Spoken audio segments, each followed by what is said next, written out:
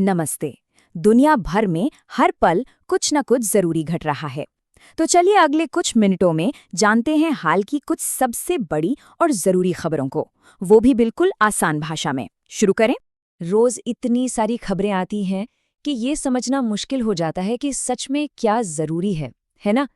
तो ये विश्लेषण बस इसी उलझन को सुलझाने के लिए है, ताकि हम सीधे मुद्दे की बात कर सकें। तो आज हम 5 खास हिस्सों पर नजर डालेंगे। पहले देखेंगे किन्हें मिले बड़े बड़े अवार्ड्स, फिर समझेंगे कि दुनिया में भारत कहाँ खड़ा है। इसके बाद बात होगी पॉलिसी और टेक्नोलॉजी में हो रहे बदलावों की, और आखिर में हम संस्कृति, पर्यावरण और कुछ बड़ी नियुक्तियों को भी कवर करेंगे। चलिए शुरुआत करते हैं पुरस्कार और सम्मान के साथ। देखते हैं कि हाल ही में किन बड़ी उपलब्धियों को पहचान मिली है। तो सबसे पहली खबर ही थोड़ी चौंकाने वाली है। अवार्ड्स की दुनिया में पहली बार दिया गया फीफा शांति पुरस्कार अमेरिका के पूर्व राष्ट्रपति डोनाल्ड ट्रंप को मिला है। जाहिर है इस फैसले ने सबका ध्यान अपनी तरफ खींचा है। बाकी अवार्ड्स की बात करें तो ये अलग अलग फील्ड्स में टैलेंट को दिखाते हैं। जैसे साइंस में साई गौतम गोपाल कृष्ण को मनोहर पर्रिकर युवा वैज्ञानिक पुरस्कार मिला, तो वहीं जानवरों के हक के लिए रवीना टंडन पेटा इंडिया की पर्सन ऑफ द ईयर बनी। सिनेमा की बात करें तो स्किन ऑफ यूथ ने गोल्डन पीकॉक जीता, फातिमा बोस मिस यूनिवर्स 2025 बनी, और संगीत की दुनिया में सोनू निगम को राष्ट्रीय लता मंगेशकर पुरस्कार से नवाजा गया। अच्छा, अब बात करते हैं वर्ल्ड स्टेज पर भारत की। यहाँ हम देखेंगे कि देश की मिलिट्री पावर और इंटरनेशनल रिश्तों में क्या चल रहा है। ये देखिए, world directory of modern military aircraft की एक रिपोर्ट के मुताबिक भारतीय वायुसेना अब दुनिया की तीसरी सबसे ताकतवर एयरफोर्स बन गई है। ये रैंकिंग दिखाती है कि भारत की सैन्य ताकत कितनी बढ़ रही है। सिर्फ सैन्य ताकत ही नहीं, भारत की डिप्लोमैटिक पहुंच भी मजबूत हो रही है। भारत को 2026 से 2028 के लिए संयुक्त राष्ट्र मानवाधिकार परिषद में चुना गया है, जो दुनिया के अहम फैसलों में भारत की भूमिका को और पक्का करता है। और भारत की डिफेंस पार्टनरशिप भी लगातार एक्टिव है, चाहे वो नेपाल के साथ सूर्य किरण एक्सरसाइज हो, मलेशिया के साथ हरिमऊ शक्ति, मालदीव्स के साथ एक्यूवेरिन, या फिर कजाकिस्तान के साथ काजिंत। ये सभी अभ्यास भारत के स्ट्रेटेजिक रिश्तों को और मजबूती देते हैं। चलिए अब देश के अंदर की बात करते हैं। यहाँ कुछ नई पॉलिसीज और टेक्नोलॉजी से जुड़े बदलाव हो रहे हैं, जो हमारे आने वाले कल की नींव रख रहे हैं।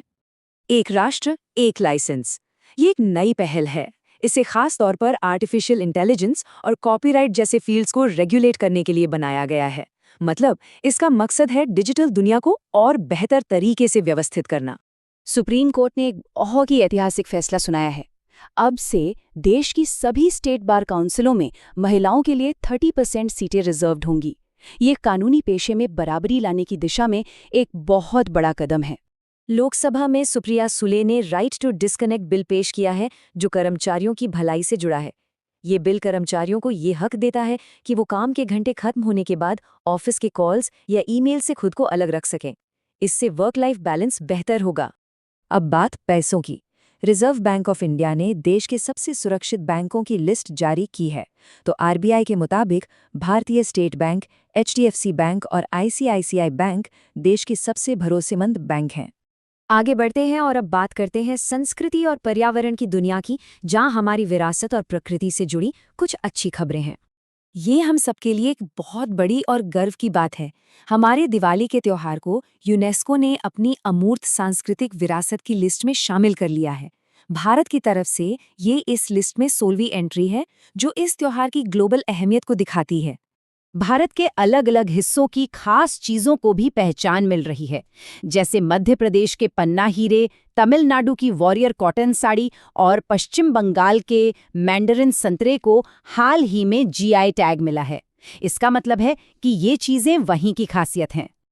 और एक मजेदार अपडेट, नीति आयोग ने आधिकारिक तौर पर मिजोरम को भारत की अदरक राजधानी यानी जिंजर कैपिटल ऑफ इंडिया का दर्जा दिया है। ये वहां के शानदार अदरक उत्पादन को एक पहचान देता है। और अब आते हैं हम अपने आखिरी सेक्शन पर, जो है कुछ जरूरी अपॉइंटमेंट्स के बारे में। चलिए देखते हैं कि सरकार, इंडस्ट्री और खेल की दुनिया में कौन से नए चेहरे बड़ी जिम्मेदारियां संभाल रहे हैं। बिजनेस वर्ल्ड में एक बड़ा बदलाव हुआ है। अनंत गोयनका को फिक्की यानी federation of Indian chambers of commerce and industry का नया अध्यक्ष बनाया गया है। न्यायपालिका के सबसे ऊंचे पद पर भी बदलाव हुआ है। Justice D.Y.. चंद्रचूड़, जो 50वें मुख्य न्यायाधीश थे, उनके बाद जस्टिस संजीव खन्ना और जस्टिस बी.आर. गवई आए, और अब जस्टिस सूर्यकांत ने भारत के 53वें मुख्य न्यायाधीश के तौर पर पदभार संभाला है। टेक्नोलॉजी से लेकर खेल और बैंकिंग तक बड़े ब्रांड्स नए चेहरों को अपने साथ जोड़ रहे हैं। देखिए, क्रिस्टियानो रोनाल्डो अब परप्लेक्सिटी एआई के ब्रांड एम्बेसडर हैं। रोहित शर्मा आईसीसी टी20 वर्ल्ड कप 2026 का चेहरा होंगे और हरमनप्रीत कौर पंजाब नेशनल बैंक को रिप्रेजेंट करेंगी। तो आज की इन सारी बातों से क्या निकल कर आता है? पहली बात, दुनिया में भारत का प्रभाव लगातार बढ़ रहा है, चाहे वो मिलिट्री हो या डिप्लोमेसी। दूसरी बात, देश के अंदर नीतियां बेहतर हो रही हैं, महिलाओं के अधिकारों और एआई जैसे जरूरी मुद्दों पर ध्यान दिया जा रहा है। और तीसरी बात, भारत की सांस्कृतिक विरासत को दुनिया भर में पहचान मिल रही है। और जाते जाते एक सवाल, जिस तरह से पॉलिसी, टेक्नोलॉजी और दुनिया के रिश्ते इतनी तेजी से बदल रहे हैं, आपको क्या लगता है, इनमें से कौन सा बदलाव हमारे आने वाले कल पर सबसे गहरा और लंबा असर डालेगा? Thanks for watching. Don't forget to subscribe for next video.